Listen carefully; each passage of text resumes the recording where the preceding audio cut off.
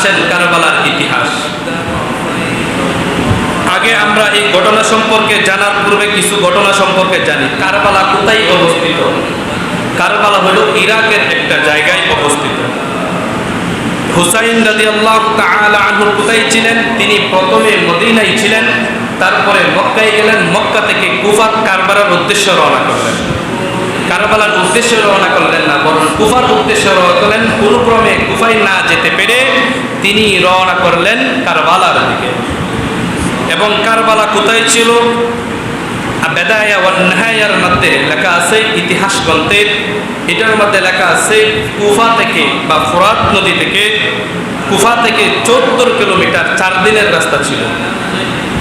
ফোরাত নদীর একটা শাখা ছিল, পাশ দিয়েই বহমান ছিল, যা ৩ দিন পর্যন্ত হুসাইন রাদিয়াল্লাহু তাআলা আনহু সহ তার আহলে বাইত ৭২ জন বা ১৫০ জন মানুষকে তারা কি করে নাই? ৩ দিন পর্যন্ত পানি খেতে দেয় নাই। এমন নির্মমভাবে তাদেরকে শহীদ করা ছিল, যার হুকুমদাতা ছিলেন ইয়াজিদ। আমরা এখানে যা আলোচনা করব হুবহু আল বেদায়া ওয়ান নিহায়ার 11 নম্বর খণ্ডের 466 পৃষ্ঠা থেকে নিয়ে 582 পৃষ্ঠা পর্যন্ত, আর ইসলামিক ফাউন্ডেশন থেকে অনুবাদকৃত আল বেদায়া ওয়ান নিহায়ার 7ম খণ্ডের 323 নম্বর পৃষ্ঠা থেকে 388 পৃষ্ঠা পর্যন্ত বিস্তারিত বর্ণনা আছে। এখান থেকে সংক্ষিপ্ত আকারে কারবালার ঘটনাটাকে তুলে ধরব ইনশাআল্লাহ। এবার আমরা জানব হুসাইন ইয়াজিদ কিভাবে শাসন ক্ষমতার মধ্যে আসলো। ইয়াজিদ কিভাবে ক্ষমতার মধ্যে আসলো? ইয়াজিদের পিতা মুআবিয়া রাদিয়াল্লাহু তাআলা আনহু, তিনি একজন জান্নাতি সাহাবী ছিলেন, জান্নাতের সার্টিফিকেট প্রাপ্ত সাহাবী ছিলেন। তিনি 60 হিজরি সনে তিনি কি করেন? তিনি কাতিবে ওহী, রাসূল সাল্লাল্লাহু আলাইহি সাল্লামের পক্ষ থেকে কোরআন যখন নাজিল হইত তখন তিনি কাতিবে ওহী, কোরআন লিখতেন, ওহীর লেখক ছিলেন। তিনি কি করলেন? মৃত্যুর সময় 60 হিজরিতে ইন্তেকালের পরে তিনি বললেন তার স্থলাভিষিক্ত তার সন্তান ইয়াজিদকে খলিফা হিসাবে নিযুক্ত করলেন। এবং কিভাবে নিযুক্ত করলেন? আগে একটা সময় ইয়াজিদ খুব তাহাজ্জুদের গুজার ছিল। কোন বর্ণনায় পাওয়া যায় ইয়াজিদ গোপনে খ্রিস্টানদের সাথে, মুনাফিকদের সাথে চক্রান্তের মধ্যে ছিল, লিপ্ত ছিল। কিন্তু বাবার সামনে আসতো, আয়া তাহাজ্জুদ গুজার খুব ভঙ্গিমা নিয়ে চলত, যার কারণে বিশ্বাস করে হযরত মুআবিয়া রাদিয়াল্লাহু তাআলা আনহু তাকে খেলাফতের দায়িত্ব দিয়ে গেলেন। খেলাফতের বিষয় পরবর্তী ব্যক্তি আমি যিনি হয় তিনি দেয়া দিতে পারেন। তখন তিনি ইস্তেহাদ করলেন যে আমার সন্তান, তিনি বললেন এক অভিযানের দিকে পাঠাইছিলেন, পাঠানোর সময় বলেছিলেন যদি আমার সন্তানকে আমি যদি দেয়া থাকি, খেলাফতের দায়িত্ব দেয়া যদি ভুল করে থাকি, তাহলে সে যেন ওই যুদ্ধের মধ্যে মারা যায়। তিনি লানত করেছিলেন, আর যদি আমি ভুল না করে থাকি তাহলে সে যেন আমার পরে খেলাফতের দায়িত্ব পালন করে। কিন্তু দেখা যায় বীর দেশে ইয়াজিদ কি করলো? এখান থেকে আসলো। আসার পরে তাকে যখন খেলাফতের দায়িত্ব দিল তখন তিনি বললেন, কারণ তাকে আবার দোষী সাব্যস্ত করা যাবে না। কারণ কি? কারণ আমর ইবনুল আস রাদিয়াল্লাহু তাআলা আনহু, বুখারীর 7352 নম্বর হাদিসে আছে, আন্নাহু সামিআ রাসূলুল্লাহি সাল্লাল্লাহু আলাইহি ওয়াসাল্লাম ইয়াকুল, তিনি বলেছিলেন ইজা হাকামাল হাকিমু, যখন কোনো সিদ্ধান্তকারী ব্যক্তি কোনো সিদ্ধান্ত দেয়, ফাজতাহাদা, এবং ইজতিহাদ করে যদি সিদ্ধান্ত দেয়, সুম্মা আসাবা, আর এটা যদি সঠিক হয়, ফালাহু আজরান, তাহলে কয়টা সওয়াব পাবে? দ্বিগুণ সওয়াব পাবে। বলেন কয়গুণ সওয়াব পাবে? দ্বিগুণ সওয়াব পাবে। ওয়া ইযা হাকামা, এবং যদি ওই ব্যক্তি যদি সিদ্ধান্ত দেয়, ফাজতাহাদা, ইজতিহাদ করে গবেষণা করে, তাহলে সুম্মা আফতা, এবং যদি ভুল হয় তাহলে হাদিসের মধ্যে আছে ফালাহু আজরুন, তাহলে কয়টা সওয়াব পাইবো? একটা সওয়াব। তাহলে মুআবিয়া রাদিয়াল্লাহু তাআলা আনহুর সিদ্ধান্ত ভুল ছিল বিদায় ইজতিহাদ করে দিয়েছিলেন, সুতরাং তিনি ইজতিহাদের মাধ্যমে গুনাহগার হওয়া বরং ইস্তেহাদের মাধ্যমে যদি সঠিক হয় 2 গুণ সব, যদি সঠিক না হয় তাহলে 1 গুণ সব, কিন্তু সব থেকে বাহির হবে না, যদিও তার সিদ্ধান্ত ছিল কি ভুল। এবার আসেন তার মৃত্যুর উপর ইয়াজিদের হুকুমের চেয়ারের মধ্যে যখন বসলো, কিন্তু ইয়াজিদের তুলনায় ইলম আমলে তাকওয়ার মধ্যে বহুগুণে গুণান্বিত ছিলেন হুসাইন রাদিয়াল্লাহু তাআলা আনহু। আবার আলী রাদিয়াল্লাহু তাআলা আনহুর সন্তান, আবার রাসূলের নাতি, এই হিসাবে সবচেয়ে অগ্রাধিকার ছিল হযরত হুসাইন রাদিয়াল্লাহু তাআলা। মদিনায় কিছু সাহাবায়ে কেরাম তার খেলাফত মেনে নিতে ছিলেন না, তখন বড় বড় সাহাবায়ে কেরাম ছিলেন, আব্দুল্লাহ ইবনে জুবাইর, আব্দুল্লাহ ইবনে আব্বাস, এরকম ব্যক্তিরা ছিল, তার খেলাফত মেনে নিচ্ছিলেন না। যারা যেহেতু মেনে নিতেছিলেন না, এমতো অবস্থায় হুসাইন রাদিয়াল্লাহু তাআলা আনহু ভাবলেন যে খেলাফতের হকদার নিজেকে বেশি যোগ্য মনে করেছিলেন। এরপরে তিনি তার উপর খেলাফতের জন্য তার উপর কি হলেন না, বাইআত গ্রহণ করলেন না। এটাই ছিল তার অপরাধ। যখন ইয়াজিদ দেখলো বড় বড় সাহাবায়ে কেরাম তার উপর বাইআত গ্রহণ করতেছে না, তাহলে হুসাইনকে যদি পারা যায় তাহলে তারা মেনে নিবে, কিন্তু হুসাইন মেনে নেন নাই। এই জন্য তিনি হুকুম পালন করলো। তখন মদিনার যিনি শাসক ছিলেন, ইনি গভর্নর ছিলেন, ইনি ছিলেন ওয়ালিদ ইবনে উতবা। ওয়ালিদ ইবনে উতবাকে চিঠি পাঠিয়ে দিলেন কি, আম্মা বাদ ফাকুদ হুসাইনান ওয়া আব্দুল্লাহ ইবনে উমর ওয়া আব্দুল্লাহ ইবনে জুবাইর বিল বাইআতি। আপনি কি করেন যে আপনি তাদেরকে পাকড়াও করেন, হুসাইনকে এবং আব্দুল্লাহ ইবনে উমরকে, আব্দুল্লাহ ইবনে জুবাইরকে, যদি আমার যতক্ষণ পর্যন্ত বিল বাইআতি আহসান শাদীদান, ততক্ষণ পর্যন্ত আমার উপর কি করবে না, বাইআত গ্রহণ করবে না, আপনার উপর কঠোরভাবে তাকে কি করেন, পাকড়াও করেন। ওয়াফি রুসাতিন হাত্তা ইউবাঈ ওয়াসসালাম, ততক্ষণ পর্যন্ত তাদেরকে আপনি কি করবেন না, শান্তিতে থাকতে দিবেন না, ততক্ষণ পর্যন্ত আপনার হাতে বাইআত না দেওয়া। হুসাইন দেখলেন এখানে থাকা যাবে না, তিনি চলে গেলেন মক্কায়। এই ঘটনা যখন চলাচলি গেল, কুফার মধ্যে চলো, কুফাতে তখনও আব্দুল্লাহ ইবনে সুলুল বড় বড় মুনাফিকরা ছিল, যারা শিয়া গোষ্ঠী ছিল। সেই শিয়া গোষ্ঠী আলী রাদিয়াল্লাহু তাআলা আনহুকে মুহাব্বতের নামে আলী রাদিয়াল্লাহু তাআলা আনহুকে হত্যা করেছিল। শুধু তা না, ওসমান রাদিয়াল্লাহু তাআলা আনহুকে হত্যা করেছিল। এই শিয়া গোষ্ঠীর পাদে যেই পাড়া দিছে সেই করছে। তখন মক্কায় গেলেন, যখন জানতে পারলো হুসাইন রাদিয়াল্লাহু আনহু মক্কায় গেলেন, তখন মক্কায় যাওয়ার পরে সেখান থেকে তারা প্রায় কোন বর্ণনায় আছে 150, কোন বর্ণনায় আছে 1000 চিঠি পাঠাইছে যে আপনি কুফায় আসেন, আমরা ইয়াজিদের উপর বাইআত গ্রহণ করি নাই, আমরা আপনার হাতে বাইআত গ্রহণ করব। এই ঘটনা যাচাই বাছাই করার জন্য তার চাচাতো ভাই মুসলিম ইবনে আকিল রাদিয়াল্লাহু তাআলা আনহুকে পাঠাইলেন। কোথায়? কুফায় পাঠাইলেন। দেখো কুফার অবস্থা আসলে সত্যি কিনা। কুফার অবস্থা যদি সত্যি হয় তাহলে আমাকে চিঠি দিবা। হযরত হুসাইন রাদিয়াল্লাহু তাআলা আনহুকে তিনি চিঠি দিলেন। কখন দিলেন?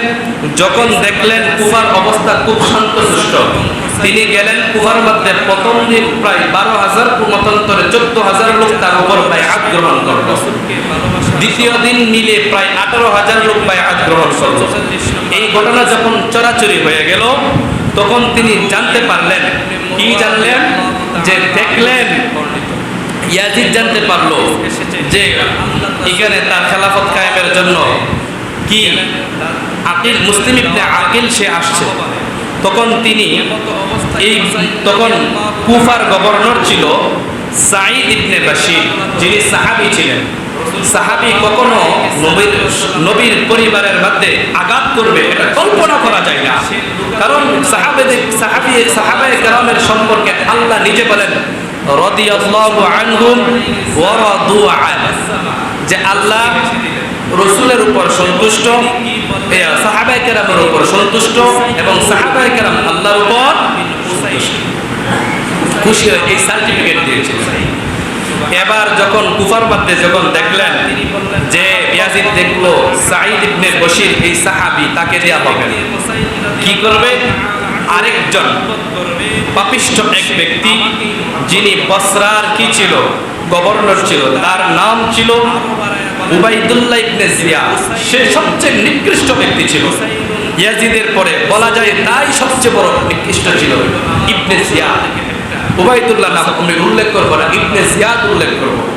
সেই নিকৃষ্ট পাপী ব্যক্তিকে কি করলো, যে বলল সাঈদ ইবনে বশিরকে সরাইয়া তাকে গভর্নর হিসাবে কুফারও দায়িত্ব দিল। সে দুই এলাকার বসরা এবং কুফার রাজত্ব পাইল।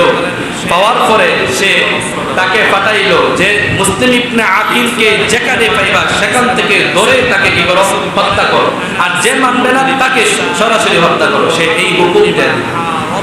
এরপরে আসার পরে মুসলিম ইবনে আকিলকে কুফাবাসীরা ধরে বয়ে বয়ে তার কাছে দিয়ে দিল।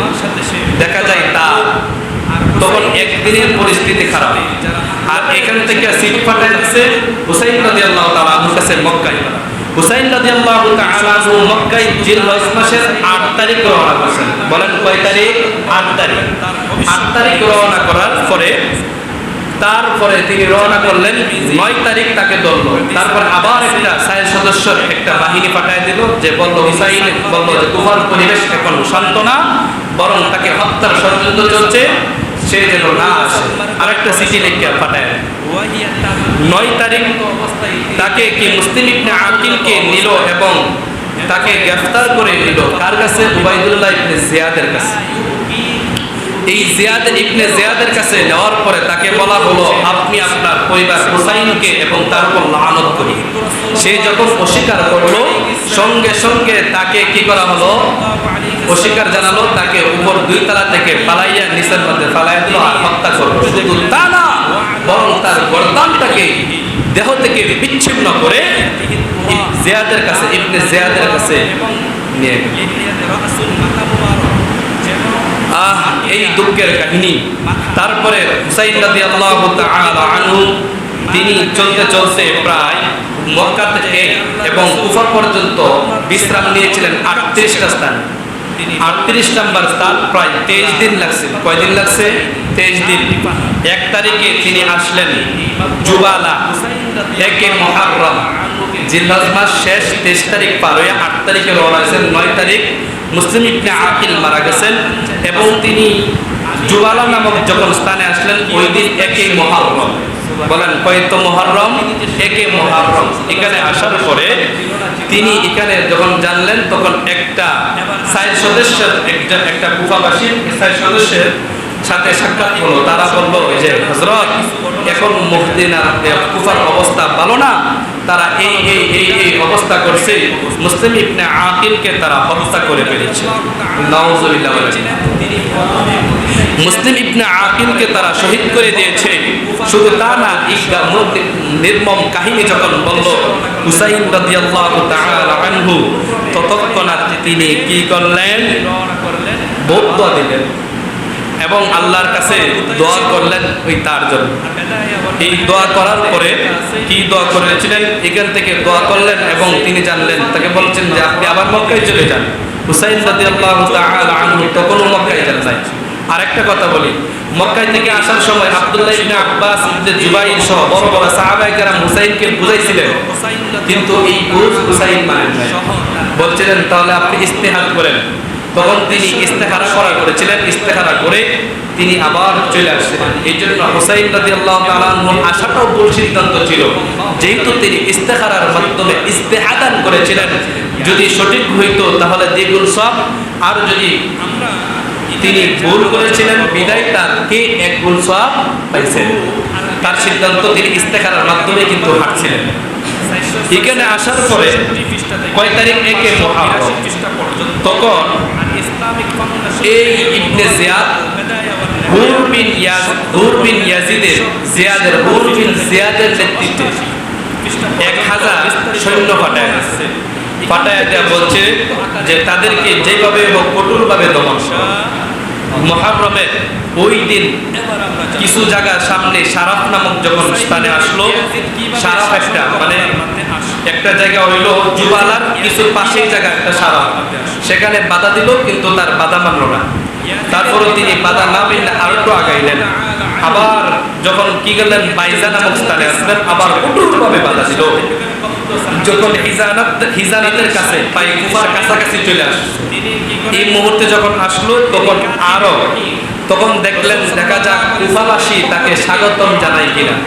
কিন্তু কুফার গাদ্দারেরা, কুফার যে প্রতারণা তারা এমন ভাবে করেছিল, তারে স্বাগতম তো জানাই নাই, কেউ আর আসে না। তাকে বলা হইল যে আমাকে তো ফাটানো হয়েছে যে আমরা আসার জন্য, এই দেখো এই চিঠি, ব্যাগ থেকে চিঠি বাদ করে দেওয়া হয়েছে, এই যে তো চিঠির মাধ্যমে আমাকে আহ্বান করা হচ্ছে, আমি এইভাবে আসি না। তখন বললো আমরা এগুলা মানি না। যখন প্রমাণ দিছে তখন বলতেছে আমরা এগুলা মানি না। তখন তিনি কি করলেন? তখন তিনি যখন কোনোভাবে সম্ভব না, তখন তিনি কারবালার দিকে রওনা করলেন। এই কারবালার রাস্তা পরিবর্তন করিয়া তখন ইবনে জিয়াদ সবচেয়ে বড় এক ব্যক্তি উমর ইবনে সাআদ সেনাপতি প্রদান করিয়া ৬০,০০০ সৈন্য পাঠাইছে যে তাদেরকে যেভাবে দমন করো আর তাদেরকে দইরা নিয়ে আসো। তিনি নিয়ে আসতেছিলেন, এমত অবস্থায় তাকে বলল যে কি অবস্থা হযরত, আপনাকে কঠোরভাবে নিয়ে যাওয়ার জন্য আমাকে বলা হয়েছে। তখন তিনি বললেন আমি তো যুদ্ধ করতে আসি নাই। আমি কি করতে আসি নাই? যুদ্ধ করতে আসি নাই। তখন তিনি বলতেছিলেন আমি 3টা শর্ত দিয়েছিলেন, যে 1 নম্বর শর্ত আমি ইয়াজিদের কাছে যেতে চাই, যখন তিনি যাইতে পারতেছিলেন। 2 নম্বর শর্ত আমি মক্কায় ফিরে যেতে চাই, তোমাদের সাথে থাকতে চাই না। 3 নম্বর দিয়েছিল অথবা মক্কার কোনো এমন নিরাপদ স্থানে আমাকে দিয়ে দাও যেখান থেকে আমি তোমার অন্য জায়গায় চলে যাব অথবা ইসলামী রাষ্ট্রের বাইরে চলে যাব, তবুও তোমাদের সাথে যুদ্ধ করতে চাই। এই জন্য এই প্রস্তাব দিয়েছিলেন। এই প্রস্তাব দেওয়ার পরে বলতেছে আলহামদুলিল্লাহ। ওই ব্যক্তি বলছে তাহলে তোমার সাথে আমার কোনো যুদ্ধ দরকার নাই, এই চিঠিটা লিখিয়া জিয়াদের কাছে পাঠান। ইবনে জিয়াদের কাছে পাঠান।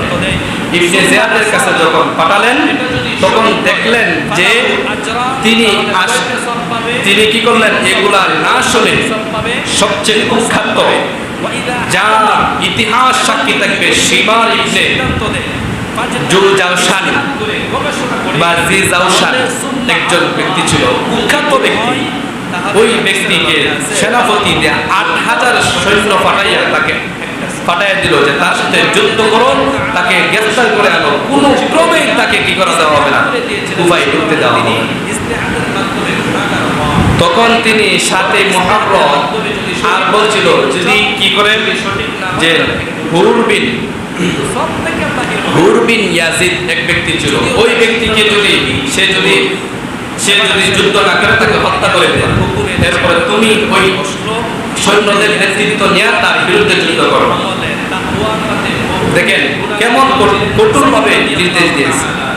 তিনি যখন আসার পরে তখন ফুরাত নদীর কাছে আসার পরে ৫০০ সৈন্য পাঠায় দিয়েছে ফুরাত নদীর পানি পান না করত এবং যুদ্ধের জন্য বারবার হুমকি দিতেছে, যুদ্ধ বাঁধার জন্য। হুসাইন রাদিয়াল্লাহু তাআলা আনহু বলতেছেন আমি তো তোমাদের সাথে যুদ্ধ করতে আসি না, আমাকে তো আহ্বান করা হয়েছে। এই জন্য জৈনিক কবি তার এই ঘটনাকে এইভাবেই লিখতেছেন, মুঝে কো ফাওয়ালু মুসাফির না সমঝো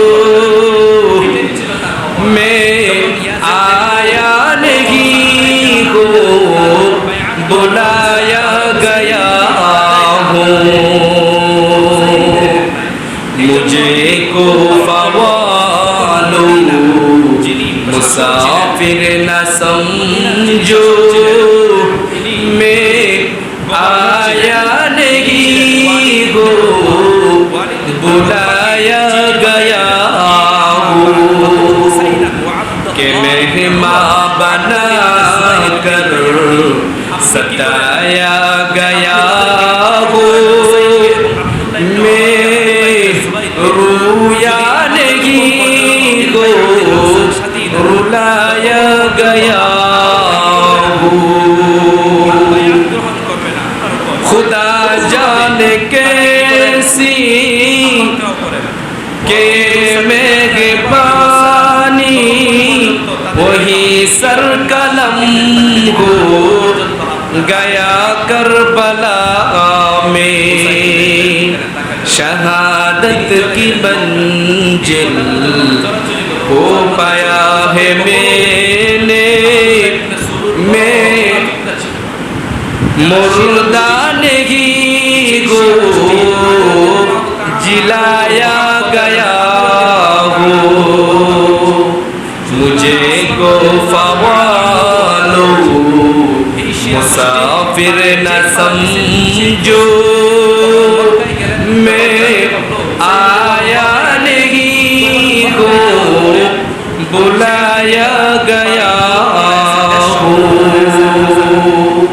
এই বলে একজন জৈনিক কবি এই গায়ে কারবালার বসে এইভাবে চিৎকার করে কান্নার আওয়াজে তিনি এই কবিতা পড়েছেন।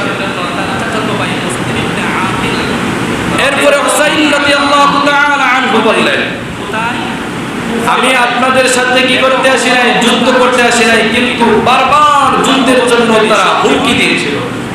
3 দিন পর্যন্ত তাদেরকে পানির পিপাসার্ত নিমক হারাম তারা পানি খেতে দেন না।